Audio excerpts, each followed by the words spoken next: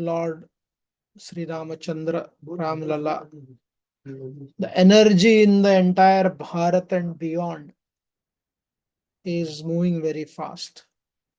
When you visit Ayodhya Dham, you'll experience that.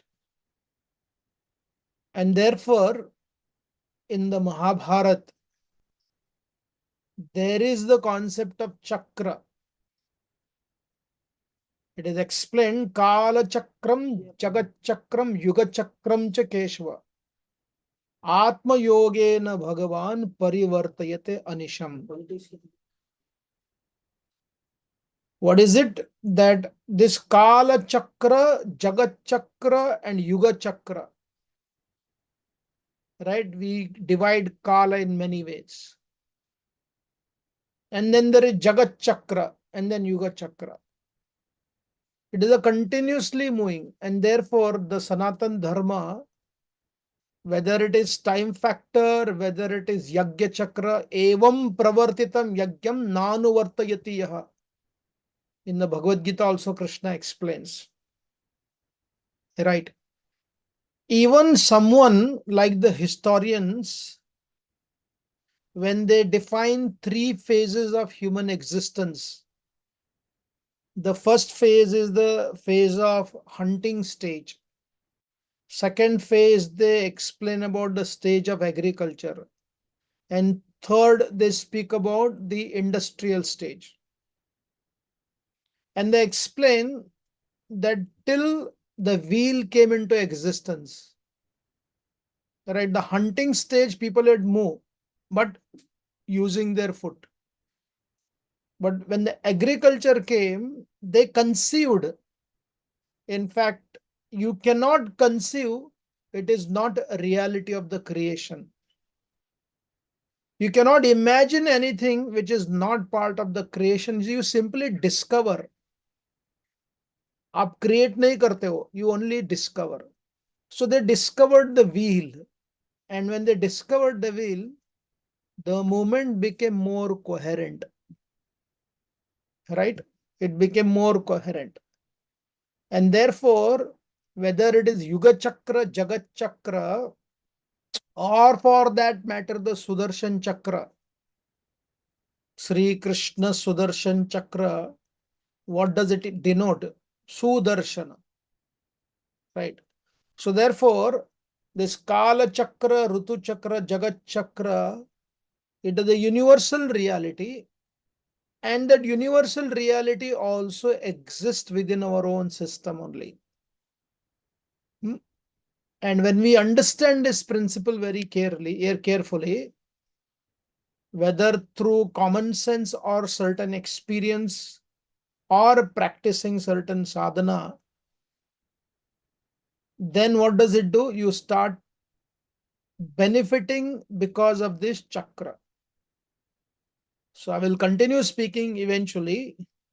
I will invite Dr. Karan Mittal. We have done 3-day seminar on Muladhara Chakra, first chakra. Next week, that means coming Monday, Tuesday, and Wednesday, we are also doing the second chakra, Manipur Chakra and management. So I asked him to take over. He will speak for 30-40 minutes. Then I'll speak little, then we can take some question answer. Karan, over to you.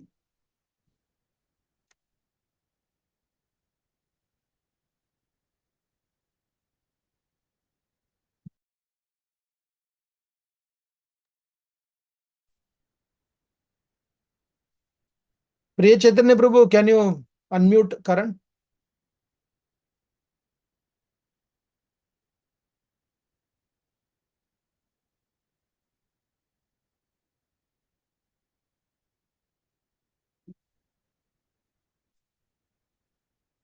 You can do unmute on your own.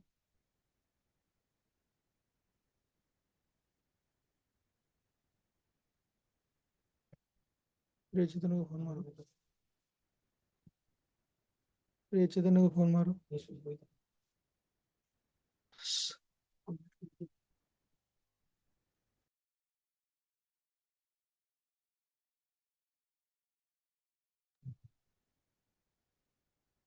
Haribol, Priya Chaitanya Prabhu, can you unmute Karan?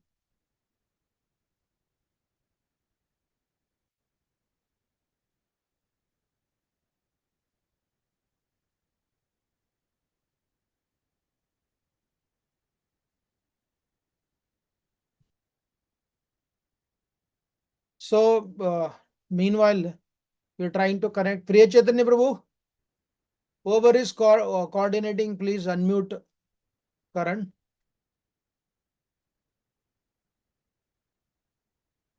And also the Panch Kosha, they are all interconnected only. The Panch Kosha in the Taittiriya Upanishad, it is there. Annamaya Kosh, Pranamaya Kosh, Manomaya Kosh, Vijnanamaya Kosh, and Annamaya Kosh. So these koshas are also connected with the chakras only. They are also interconnected. There is the PPT also. Karan will present the PPT. That is how the system is. He will speak because his background is he's a medical doctor. He has done his MA in psychology, MSc in psychology, almost like 15 MA in Vastu, astrology, Nyaya Shastra. So he coordinated the first session, and the second session which we are going to do, it will be integrated between the Panch Kosha and Chakras. There are three things in whoever is, I don't know who is coordinating. Can you open him?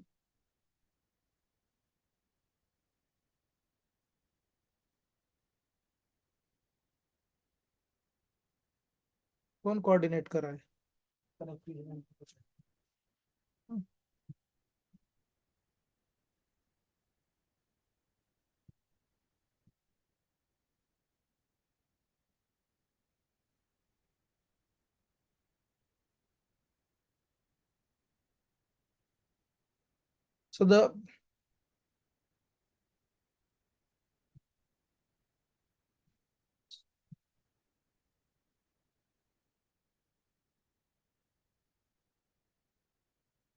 So the three things, the matter, energy, and consciousness. What is matter? Matter is basically gross. The gross earth, water, fire, air, and ether. That is matter, stula. And then there is Shakti, energy, right? The very subtle in nature. And then third is the consciousness. For example, when we take rice, right, we can feel the rice, anna. But then there are places where you grow rice, changes its quality. उसके energy में अंतर हो जाता है. And when thirdly, when that same rice cooked in a consciousness, right? So you have to have a good quality rice. It has to have energy also. And it has to have a consciousness also. When these three things are integrated, what does it do?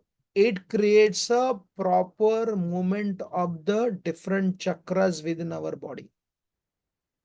Right? Similarly, yes, now Karan is the co-host now. He will speak. After he speaks, I will. You got it now, Karan? Yes, Prabhuji. Yeah. Thank you. Yeah. Yeah. You can share your. Should Yeah. Thank you, Prabhuji, for this opportunity to share my thoughts on chakras and panch koshas.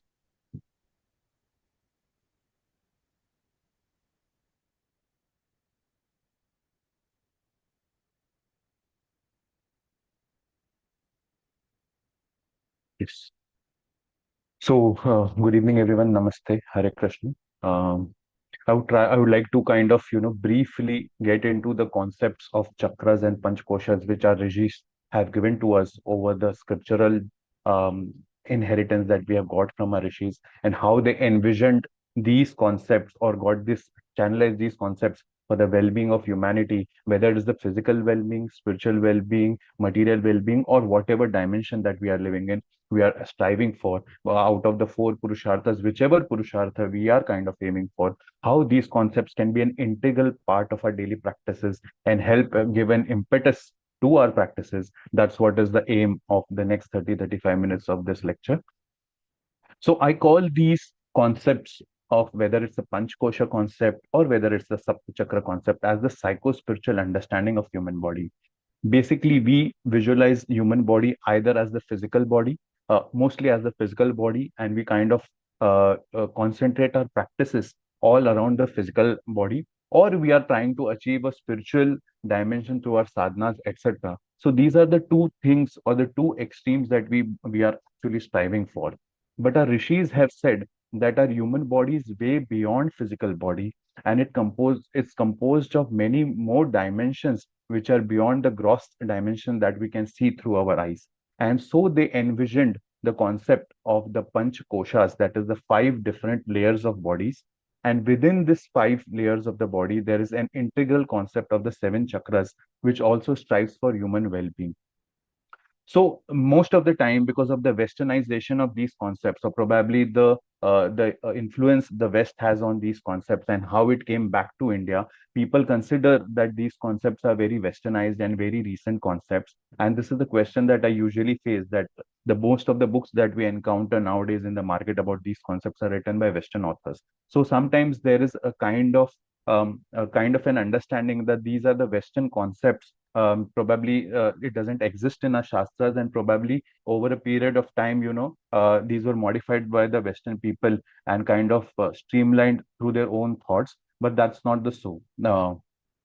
If you go to see the Panch Kosha concept itself, as Prabhuji said, the earliest reference to Panch Kosha comes in Taittiriya Upanishad's Bhrigu, where there is a full discussion about how Panch Koshas are used and how a person needs to go beyond the Panch Koshas for spiritual reality. So that is there. In Mandukya Upanishad also, the Mandukya Upanishad deals with three different types of bodies beyond what we see as the gross body or the physical body.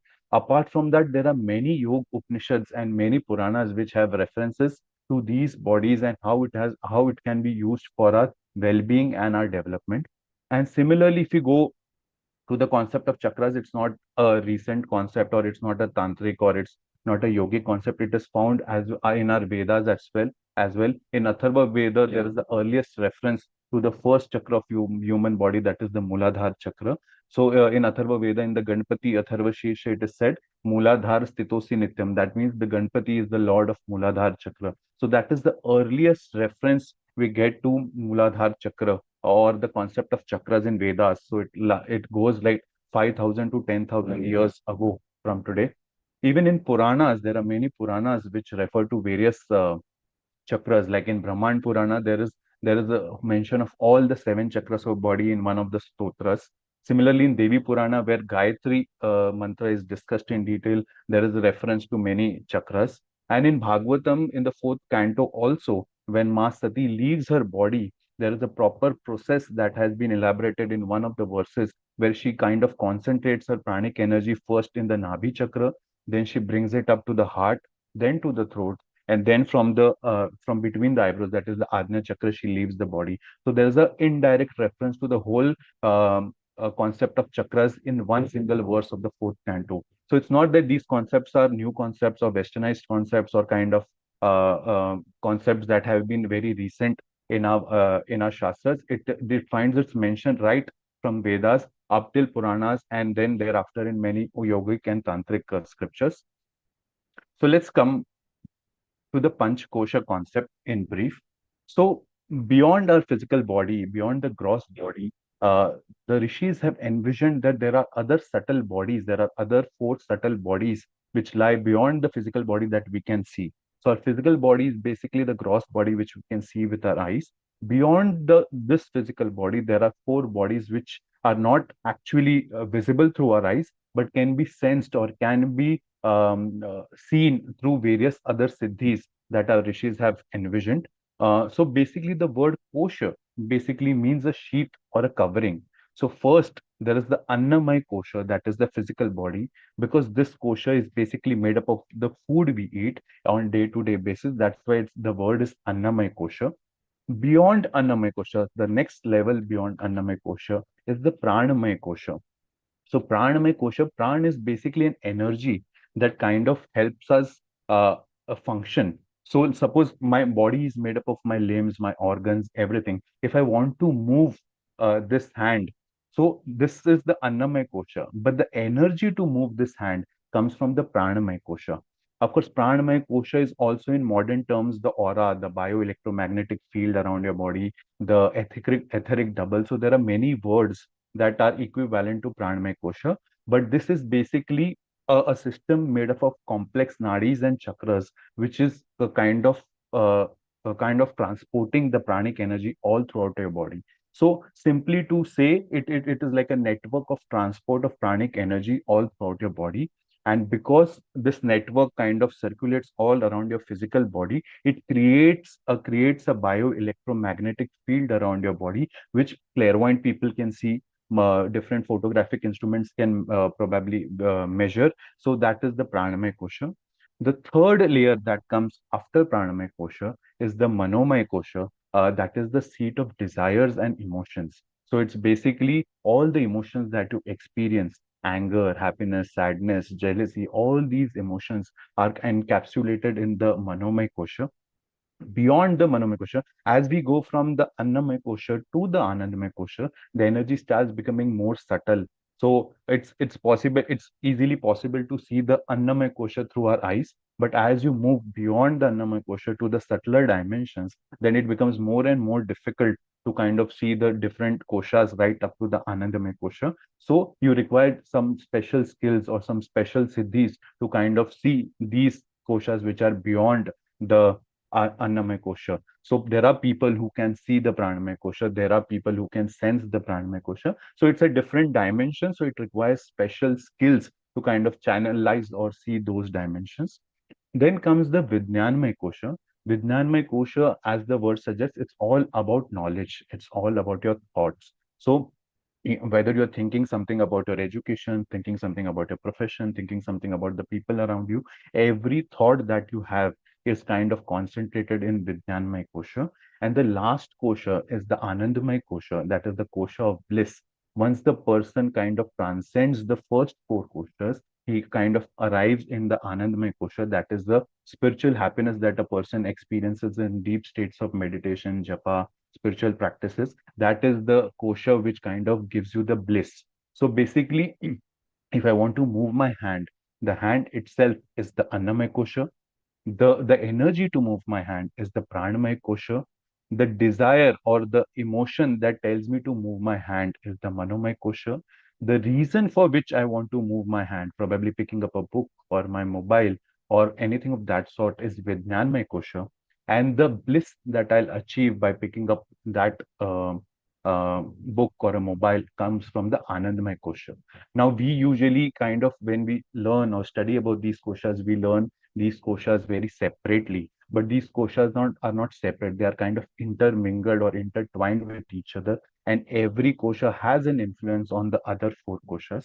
And apart from the influence, they all are so deeply interconnected that problem in any of this kosha kind of gets reflected in the other koshas over a period of time. So that we'll be seeing next.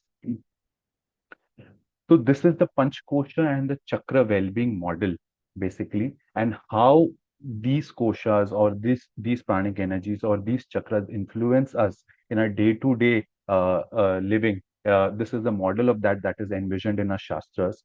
Any mental affliction that you have, any negative or any turbulent thought that you have in your mind, in our shastras it is called as adhi. And another word that goes with Adi is Vyadhi, that is physical disease. So if you see the Vedic scriptural lineage, you will see that these two words go hand in hand. What the Shastras kind of through these words try to envision is every Adi can over a period of time lead to Vyadhis. And this is the model that is kind of envisioned in the yogic and the Vedantic scriptures, which says that every thought that you have, every thought which is kind of turbulent and you're not able to control, it is kind of, it's not allow you to rest or sit peacefully, slowly gets converted into emotional disturbance. This emotional disturbance over a period of time will influence your pranamaya kosha and make it a pranic imbalance. That is, the pranamaya kosha energies kind of start deviating. Either they'll increase a lot, they'll decrease a lot. Either there will be lots of congestion in it, or there will be lots of dilution that's happening, which then slowly starts affecting the chakras. in a long term or on chronic basis. And as the chakra starts getting affected, it starts affecting these four different dimensions of your life. It could be relationships, it could be physical health, it could be material needs, it could be spiritual dimension. For example, if a person thinks that people around me are kind of my enemies, I'm just giving a very hypothetical example, and he is very kind of kind of very suspicious about the people around him, whether it's family or his office space, it leads to, over a period of time, it could lead to emotions like jealousy, anger, frustration against these people. Over a period of time, that jealousy, anger, frustration will start affecting the aura or the pranamaya kosha around his physical body, around the abdominal area. Over a period of time, when this kind of stays for a chronic period of time, it will start impacting his Manipur chakra, that is the third chakra, which is the chakra of digestive system. And over a period of time, that will start leading to issues like acidity, irritable bowel syndrome. It could lead to constipation. It could lead to other things. So this is the channel. Of course, this whole, right from the thought to the physical imbalance or the physical disease, it's a long process. It might take years or it might happen in months, depending upon other many other variables. So this is what is envisioned in the Shastras. In fact, in Ayurveda, it is said that every disease or every physical disease you have, it is because of some crime of intellect that you perform. Pradnya aparadhe jayate sarva rogan. So every intellectual issue or every intellectual crime that you perform eventually gets translated into a physical disease. And for our well-being, you could kind of stop this cycle or stop this process continuing or progressing at any point of time. Either you work on your thoughts through meditations, through various other sadhanas, through various other visualization process, and kind of remove the turbulent thought itself.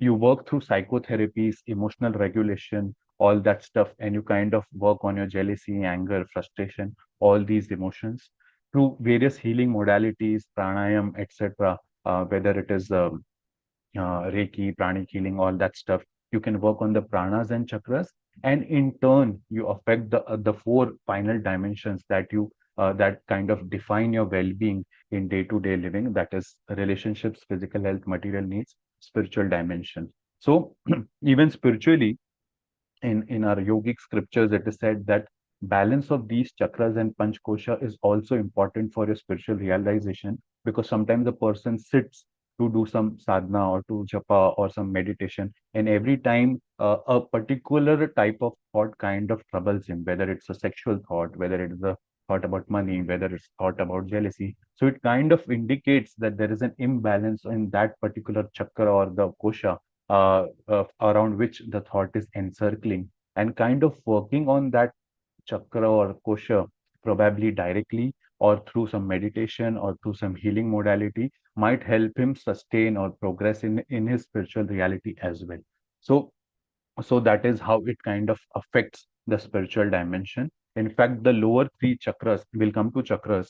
So the lower three chakras are the most prominent chakras that kind of inhibit the progress of a sadhaka. I've already mentioned about the physical health, how the chakras impact the physical health.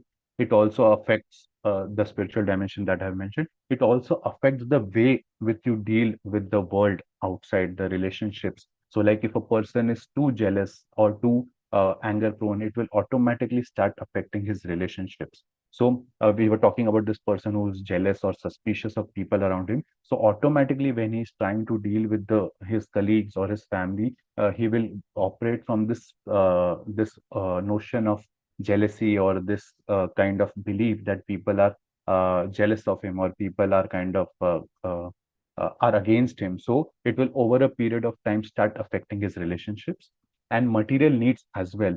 So many chakras and panch koshas kind of define, like the Mooladhara chakra, as Prabhuji said, the first seminar that we had was Mooladhara chakra is directly related to money. So a balance of this chakra kind of brings in sense of security, safety, and all these emotions in your life. And when these emotions are kind of stabilized in the life, automatically starts leading to an inflow of wealth or material needs into the life. So that was the Panch Kosha concept. and how it affects indirectly our well-being. Now, the Sapta Chakra concept or the seven chakra concept, basically the chakras are kind of a part of your pranamaya kosha. So these are probably micro parts or the micro level of programming that the rishis have envisioned for your pranamaya kosha. It is an integration of all the panch koshas, and it kind of governs very specific dimensions of your body. So I usually call the chakras as the bio, psycho, socio, spiritual vortices of the body. Why bio? So all the chakras that are envisioned in our shastras have a biological equivalent in your physical body. So if we are talking about the chest chakra or the anahat chakra, the biological or the physical equivalent is the lungs and the heart. So any issues, physical issues any energetic issues in the anahat chakra can lead to physical issues in the lung and the heart, and vice versa. And over a period of time, issues in the lungs and the heart can also kind of start impacting the anahat chakra. So, as I said, these are intertwined with each other, or both the dimensions can affect each other and vice versa. So the biological, if I go with the Manipur chakra, which I just discussed, it is kind of governing the digestive system. So people having digestive system issue definitely need to have some issue in the Manipur chakra. The psychological dimension, every chakra kind of stands for an emotion. Every chakra kind of like the Muladhara chakra kind of stands for the fear or the sense of security, the survival instincts. So these are the emotions that the Muladhara chakra governs. So any of these issues, like suppose a person has issues with the sense of survival, he kind of fears going out in public, speaking in public, interacting with people day today, automatically his Muladhara chakra will start getting affected. And the other dimension of Muladhara chakra is money. So because the person is not able to interact with people around him without any inhibition, automatically the opportunities that flow into his life, which can make him materially fulfilled or prosperous, will automatically start getting inhibited as well. So that is, or if I go to the second chakra, so the second chakra is more about the sexual thoughts, etc. It is also about fluidity and creativity. So these are the dimensions that the second chakra governs. When the second chakra is inhibited, automatically the person will have too many sexual thoughts or too less of sexual thoughts, or there will be issues with the creativity. So an artist probably cannot afford to have a imbalanced second chakra, because he otherwise he'll not get the creative thoughts that he needs. Or even a person who's into high position of planning and kind of brainstorming new ideas in a company or in a marketing space, he also cannot afford to have an imbalanced second chakra, because automatically the creativity starts getting inhibited. Socio. So it all these chakras also govern how you interact with the world outside or the world around you. If a person is driven by second chakra all the time, every interaction that he has with the opposite sex will be somewhere being followed by a sexual thought. If he is interacting with the third chakra, the Manipur chakra, every interaction will be so egoistic or so strong from his end that it can damage the person emotionally, the person who is opposite to him. So people who are with an extremely powerful Manipur chakra are people who are very type A personalities, who are very egoistic, who kind of rule, who kind of are on high governing positions. So these people, because of this imbalanced Manipur chakra, kind of damage the people's emotion around them. So that is about the imbalanced Manipur chakra. So it kind of governs how you interact with the world around you. And the spiritual dimension, as I said, that every chakra has a thought or has a emotion that can inhibit you from achieving the spiritual state that you are wanting to achieve. So one thought can keep on running in your mind again and again because of an imbalanced chakra whenever you are trying to practice your spiritual sadhanas, and that can inhibit you from achieving the happiness or the bliss that can come along with the spiritual sadhanas. So even if a person is aspiring for the fourth Purushartha moksha, it is imperative that he kind of works on these koshas and chakras to achieve that dimension, because any imbalance in these chakras will not allow him to progress to that dimension of moksha. What is chakra basically? we in Ayurveda, in yoga, etc., it is said that our body has 72,000 nadis. What are nadis? So, like we have arteries which carry blood to each and every part of your body, similarly, we have nadis in our body which you can kind of visualize as pipes that carry prana to each and every cell of your body. So it is like a confluence of whole transport system in your body that carries prana from the center of your body to the most distant part of your body. So it is like a continuous flow of this pranic energy that runs in your body, which allows um, your body to function. So prana, this word itself, is the body's inner vital force that allows it to function. So whenever these nadi kind of meet each other, there is a kind of a vortex of energy that is generated. So whenever two or more nadis meet each other, there is a vortex of energy that is generated, and that is called as chakra, because one nadi is going like this and supposedly the other nadi is going like this. So it's like a circular vortex that gets created, which you can see over here, which is nothing but a chakra. So in our body, there are multiple number of chakras. There are, like, some people say 54, some people say 108, depending upon how subtle they have gone in analyzing the chakras. So there are many secondary supplementary chakras, but the whole tradition kind of approves that there are seven major chakras in our body. These are called as the Sapta chakras of your body, which are kind of placed on the central line of your body, exactly in the middle of your body, and are correspond to the spinal cord or to the vertebral column of your body. So these all chakras are placed in your midline of your body, and these are the major chakras which a person needs to kind of work upon for their well-being, because there are multiple theories, there are multiple number of chakras, there are also multiple concepts of development of chakras, there are multiple ways that a person can work upon chakras. So the modern day healing modalities like pranic healing, etc., also work on these chakras. Various meditations have been given by our rishis to work on chakras. There are many yoga asanas that are there to work on each chakra. So there is something called so for every chakra there is a 7 to 8 asanas that are there in yoga, or there are different bandhas that work on each chakra. So depending upon where the blockage is or where the imbalance is, the rishis have given us various tools depending upon your tool of liking. If a person is into yogic practice, he can just do the yoga asanas and balance that particular chakra. If a person is more like a person who likes meditating, sitting quietly, etc., he can do some visualization meditations to work on the chakra. If a person cannot do either of these things, there are certain foods, there are certain aromas, there are certain mantras that a person can do for a few minutes a day and kind of start balancing his chakras for a greater well-being. So our rishis have given us various tools. Probably there could be 20, 25 different types of modalities that can work on each and every chakra depending upon which is in a state of imbalance. So as I said, there are seven chakras that have been approved or that have been agreed by our Rishi Parampara. We'll just go through the seven chakras. So the first chakra is actually at the base of the spine, which is between the perineum, that is the genital region, and the anus. So this is called as the Mooladhara chakra. As the word suggests, it is the root, mool, Adhar. It is the root support or the basic support of your entire system. This is the chakra that is kind of governed by earth element.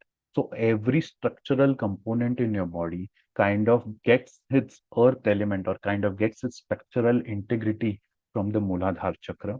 Any issue with the skeleton, any issue with the kidneys, etc. So as I said, bio, psycho, socio, spiritual dimension. So biologically, it governs your skeleton, your kidneys, all that stuff. So any disease around these biological systems kind of are influenced by Mooladhara chakra. The emotions that the Mooladhara chakra defines or governs are basically the emotions of survival and grounding. So people having weak Mooladhara chakra, sometimes they don't feel that they have the right to survive. They don't feel that they belong to this dimension. They don't feel safe and secured with people around them. So these are the deeper issues that Mooladhara chakra imbalance can lead to. And the superficial issues are probably day-to-day issues could be fear in interacting with people. There could be issues with money. There could be issues with beliefs regarding money. So some people, like I worked with a client, he had a belief that he doesn't have the right to charge people. So he never quoted a price for his services that he gave to his clients, and that had a detrimental effect on his finances. So he somewhere on his inner core felt that he is not he doesn't have the right to charge people. So these are the deeper layers that the chakra system can influence, and balancing the chakras can also lead to kind of diluting of these belief systems and these tendencies that a client or a person may have. Um, Coming to the second chakra, that is the Swadhisthana chakra, also called as the sex chakra. So this is the chakra which is just above the genital area. So usually people kind of believe, because of the westernization of these concepts, believe that this chakra is all about intimacy, etc. But that's not so. This chakra is also about creativity. This chakra is also about the fluidity, because the water is the element of this chakra. So it kind of governs your emotions as well. It is directly under the influence of moon.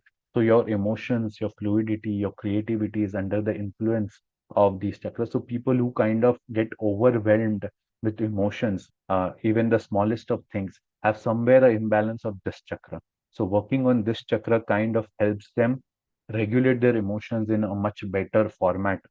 So it's not just the chakra of intimacy, but as I said, it's a biopsycho-spiritual social dimension. So biologically, probably it governs the sexual organs, but psychologically and socially, it is one of the most dynamic chakras. And it is also the for spiritual sadhaks also. This is one of the chakras that most of the sadhaks get stuck at, because it is also the chakra of intimacy. So this is the importance of Swadhisthana chakra. Coming to the third chakra, Manipur chakra, which is directly above the navel. So this is the chakra of ego. It is the chakra of strength. It is the chakra of power, self-esteem, and it in from biological perspective, it governs your digestive system. So managers, high-ranking CEOs, high-ranking officials, people who command power basically have a very strong Manipur chakra. And on the contrary, if you have a weak Manipur chakra, you lack the assertiveness, you lack the capability of convincing people, you lack the will and determination to succeed in life. So all these are the opposite effects of a weak Manipur chakra. And of course, if the chakra goes overboard and becomes very strong, as I said in the previous slides, that it can go and can start damaging people around you through your words, through your deeds, through the ego that the person carries. So that's the other end. So every chakra basically needs to be in a state of balance. If it is underdeveloped, it has its own effects. If it's overdeveloped, very strong, and it kind of goes out of the prescribed limit, it also goes and damages people around us or even our health. So probably an overactive Manipur chakra could lead to hyperacidity, and an underactive Manipur chakra could also lead to constipation and other digestive issue from the biological perspective. But a balanced Manipur chakra kind of leads to a healthy digestive system. And just a extra point, any of the pranayams that a person does, if you see the most the jerk or the most stress that comes upon is somewhere around your diaphragm, somewhere below the chest and above the navel. So any pranayam that a person does, whether it's Bhastrika, whether it is Agnisar, actually what it is doing, it's kind of stimulating the Manipur chakra. And all these pranayam, Bhastrika, Agnisar, coming from a yogic perspective, impact your digestive system and improvise your digestive system. Even the other types of pranayam. So it is kind of stimulating your Manipur chakra by the jerks that it gives to that rapid breathing or deep breathings. Coming above the Manipur chakra is the Anahat chakra, that is the heart chakra in Western terms. So biologically, it governs the heart and it governs the lungs. And it is the chakra of love, acceptance. It is a chakra of compassion, kindness, and peace. So you see that there are certain saints or in their proximity, automatically your emotion starts getting transmuted. That is because these saints have a highly balanced and a highly active Anahat chakra because of their compassion and love they carry. So automatically, when you go in their proximity, automatically it starts transmuting your emotions also to love, acceptance, kindness, peace, etc. And people who kind of operate from the Anahat chakra are very loving to people around them. So it is one of the signs of spiritually evolved beings to operate from Anahat chakra when they are dealing with people around them. Uh, Moving ahead to throat chakra, that is the chakra. which is in the center of your throat. It kind of governs the biologically, it governs the complete throat. It also governs the thyroid. And now we see that the thyroid issues are on a rise. So this is the chakra of expression. Expressing your thoughts out is basically governed by the Vishuddhi chakra. And over a period of time, we are seeing as the issues of expressing your thoughts are rising in the population psychologically, people are not able to express themselves fully because of the social implications and familial implications and the social pressure. You'll see that thyroid issues, like this is one of the schools of thought over the thyroid issues, then that lack of expression is now leading to thyroid issues from the energetic perspective, the chakra perspective. It also is a chakra of honesty. So people who honestly opine themselves or kind of go out and share their views have a good Vishuddhi chakra. So that's about Vishuddhi chakra.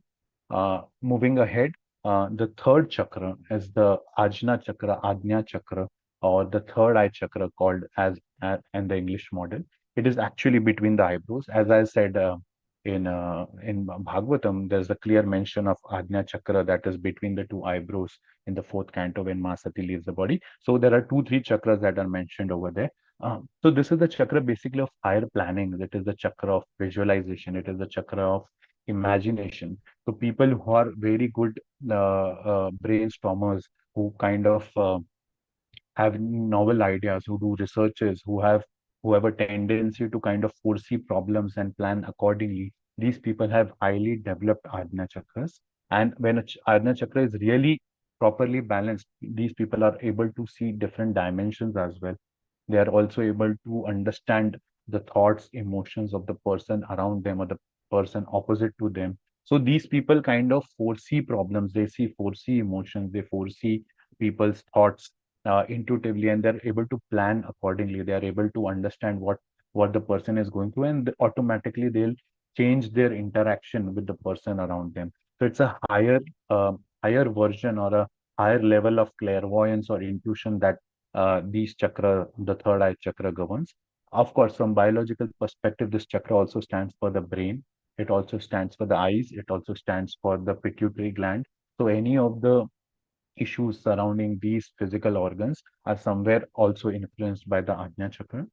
And the last chakra is the crown chakra or the Sahasrara chakra, not envisioned in many scriptures because it is a very subtle and it is basically here on the top of your head. And it's the chakra of spirituality. It is the chakra of basically self-actualization. When a person transcends all the six chakras and the in biological dimensions, spiritual dimensions, social dimensions associated with the six chakras, and the person kind of reaches the seventh chakra, that is the chakra of uh, self actualization, fulfillment, self realization. And these people who are kind of operating from Sahasrara chakra kind of stay in a continuous spiritual bliss. So, any issue of the chakras lower down, any of the six chakras lower down, if a person is operating from the Sahasrara chakra, the person will not get affected, whether it is an external issue, internal issue, anything, because they have reached the most subtle dimension of human life, that is the Sahasrara chakra. Of course, in yogic and tantric scriptures, there's too much of elaboration on Sahasrara chakra itself and how it influences human life. But to keep it short, it is the chakra of self-actualization and self-realization. So any spiritual bliss that a person kind of gets to any sadhana, it's basically some amount of activation of Sahasrara chakra. More the activation of Sahasrara chakra, more is the spiritual bliss that is associated with it.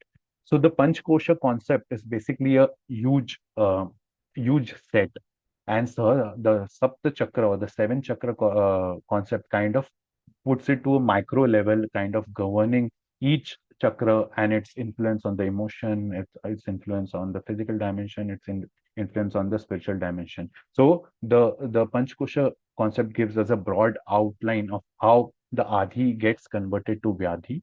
And Sapta Chakra kind of goes at the micro level, that which Adi, which psychological issue, which mental issue will lead to which kind of Vyadhi.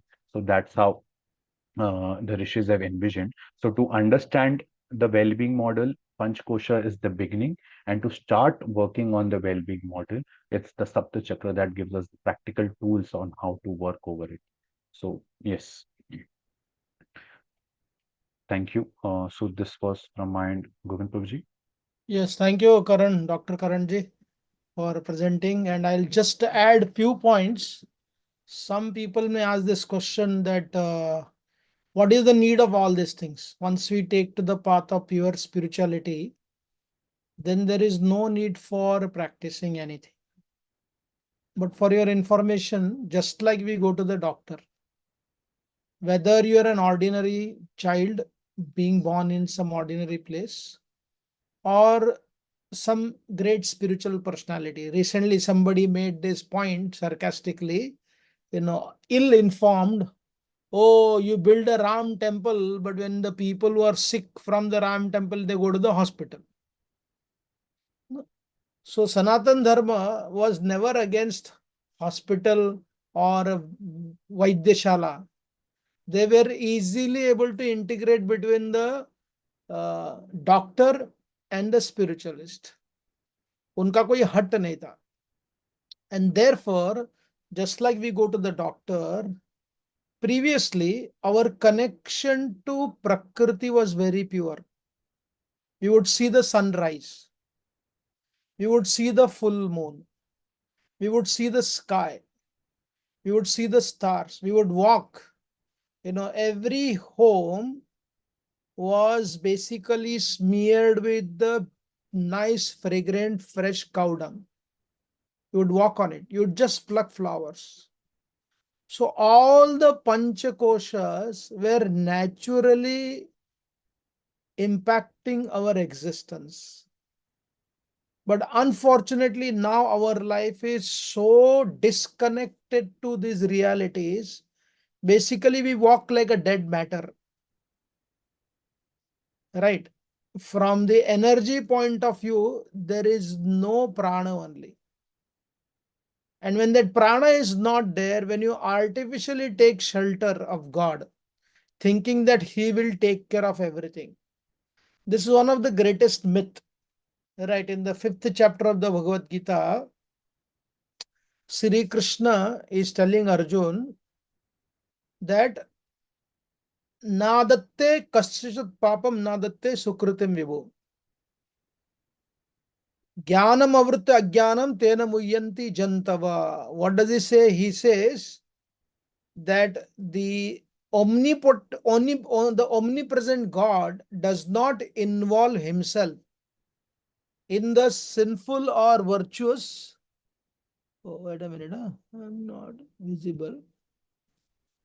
ये नहीं दिखाई दे रहा video.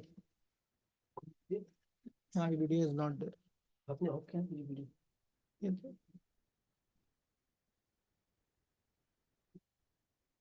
So please hear this very carefully. 5th chapter, the omnipresent God does not involve himself in the sinful or virtuous deeds of anyone.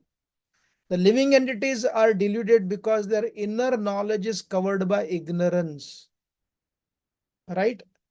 Unless we take responsibility of our physical layer, our pranic layer, our emotional layer, all the resources are given by God, the Prakriti has given us. Not using these resources and hoping that God will take care is very unscientific and it is not an intellectually very spiritually driven. It's very sentimentally driven. And therefore, all our shastras, right? All our scriptures, all our shastras, what do they suggest? They suggest that the Purushartha, living entity, has to take responsibility of their mental, intellectual, and physical growth. And as the consequences of this, reality, what happens? Our spiritual quotient also develops to such an extent. Simple example of Mother Kunti, right? Kunti Devi was able to pray to Sri Krishna that I have no attachment for anything. Krishna gave me more suffering, right? Suffering means what? If you give me suffering, that means I will remember you more and more. That is her spirit. That is her bhavana.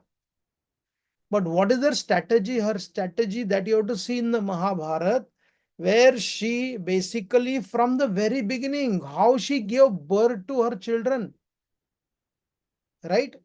Every child of Kunti had connection to some layers of reality.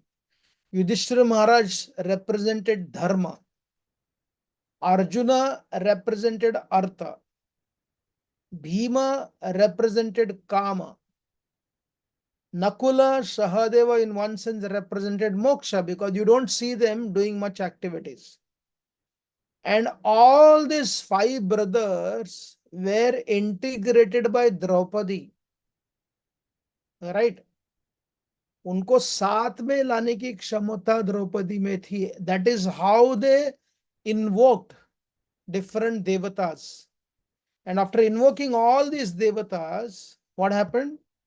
The conclusion of their commitment, their integration, their cooperation brought them the connection with the Supreme Lord Sri Krishna.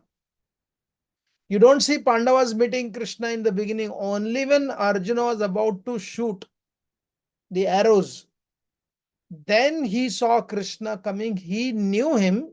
He took his blessings and then he shot. And therefore, when we read Bhagavad Gita, because Bhagavad Gita is a life of, it's a book of life. Right? It takes us, Srila Prabhupada quotes in the 13th chapter about the Panch Kosha.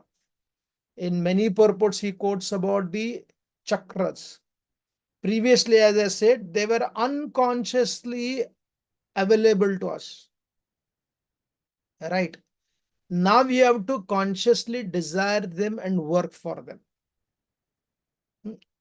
And therefore, if you study statistically, those who practice Adhyatma without Shastra, Rupa Goswami explains, Shruti, Smriti, Puranadi, Pancharatrik, Vidim Vina, Aikantika, Harer Bhaktir, Utpate, Vahi Kalpate. Without these Shastras, when I practice any kind of yoga out of sentiments, bhavanaye, emotions are exploited. Right? Emotions are very badly exploited because they do not have a reason and logic. But when reason and logic is added to emotions, then it becomes very profound. I'll conclude with this example. I was with one very deeply connected to Go Seva. Scientifically, he has studied Go Seva and is specialized in breed. I will bring him once on this platform. How to recognize a good breed of a cow. And he was explaining the entire story, how they would maintain the pure breed of the cows more than the human beings also. More than the human beings. And he explained when the sentiments of Go Seva increased with the social media, with the big talks by different people, so everyone wanted to bring cows into their farm. And especially Gir cow was promoted like anything. And then everybody became Go Bhakta, Go Sevak, without the knowledge of the cows. And then what happened? Exploiting the sentiments of people, hundreds of cheaters came to existence. They would actually take cow from, where it is loitering here and there and sell it as a Gir cow for lakhs of rupees. And when that so-called Gir cow, my emotions are there, but I have no knowledge of that cow, it would not give the milk as much it is expected. It is eating plastic also. Right? आपने देखा होगा गाय plastic खाती है तो उसको बीमार हो जाती है. So such people, they basically minimize the value of this cow. And he showed me personally. I was there yesterday, last few days in a Goshala. He said, if you keep a plastic bag for a cow which is eating grass every day, घास खाने वाली जो गाय है वो कभी भी plastic नहीं खाएगी. So therefore the point is, if we practice our life based upon Vijnana, which is also the contribution of Sanatan Dharma, we want great Ram temple, but the very Ram temple eventually will also build many things which are harmonious in nature. Right? They're not against each other. जो hospital वाले राम मंदिर के विरुद्ध है, and the ordinary Ram Bhaktas who are not evolved in their understanding, they might feel that we don't need anything but Ram. No, the very Ram only has given us the Shastra. The very Sri Krishna only has given us the Shastra. And when we follow them, because now we need a conscious competency. Before it was an unconscious competency. Now it is a conscious competency required. And therefore, whatever Dr. Karan has discussed, when you implement, we are conducting, previously we did one Muladhar and money.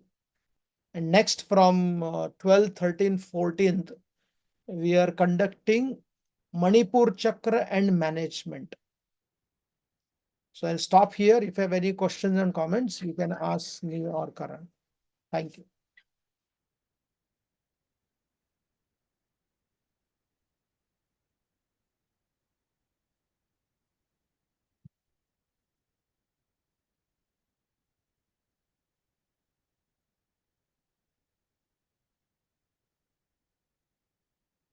Yes. Yeah, you can. Namaste, sir. Yes, yes, Hello. you can. Yes, yes. हाँ sir, एक question ये था कि during the pregnancy कौन से doctor करण से है कि ड्यूरिंग द प्रेगनेंसी कौन से चक्र पे ज्यादा फोकस करना या ज्यादा उस पे चैंटिंग करना अच्छा रहता है ताकि बेबी जो है वो अच्छे से हेल्दी, हैप्पी एंड स्पिरिचुअल भी हो.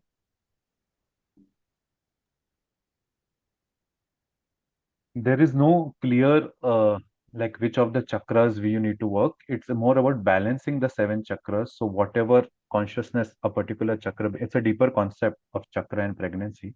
Which whatever emotion or whatever energy every chakra is drawing from the environment, if you kind of bring in all the seven chakras energy in sync with the baby, then the baby automatically develops healthily. But navel chakra definitely holds importance because that's the chakra that is connecting the baby to the placenta, uh, to your body. So navel chakra definitely, which is outside the realm of seven chakras, it's another chakra. But balancing all the seven chakras is what is advised. Yes. Sayak ji. Yes. Yeah, Hare Krishna Prabhuji. Prabhu, you have mentioned that all the chakras and how they work and what are the importance of it if the chakras are properly functioning. But let's say I am having certain drawbacks in terms of whether it is materially or spiritually or in the mind also. But is it possible that all the chakras can be opened or all the chakras can be regulated? It is one of the variables that can help you in these issues. Like if you start working on balancing those concerned chakras, it will definitely help you with your well-being on whatever dimension you are striving for. But I would say we think rationally, we don't see it's the only prescription that you need to do. You need to also kind of combine it with changing your thought, undergoing different emotional regulation techniques for mind issues, etc. But chakra is one of the important variables. As I said, in the whole paradigm of Adi converting to Vyadi, you can stop the progress at any point, but it's good to integrate every dimension and work on any issue that you are striving for.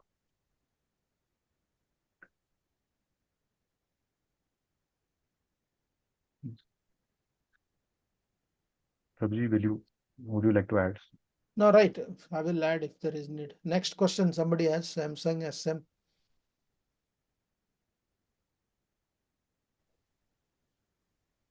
Hare Krishna Prabhuji, this is Murari Guptas, Dr. Manik. So very wonderful presentation and got a lot of insights about managing patients and also seeing how chakras are involved. So one common question, my question is like I get a lot of patients with diabetes. So any inputs on like what kind of chakras could be involved and how we can help them? Research by certain, of course, clairvoyants say that Manipur chakra and navel chakra, because of issues of stress and guilt, is somewhere associated with diabetes. Probably, Prabhuji, that would be the thread that you should pull. Manipur and navel chakra directly being linked to pancreatic insulin and body's insulin resistance. Now, depending upon the stress and guilt, emotion is guilt. Yeah, Thank you, deeper Prabhu. emotions of it. Yeah. Thank you, Prabhu. Thank you.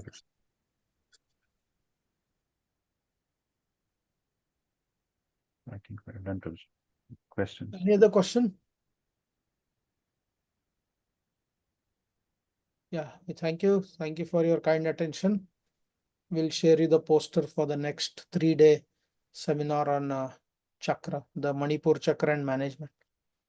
Thank you.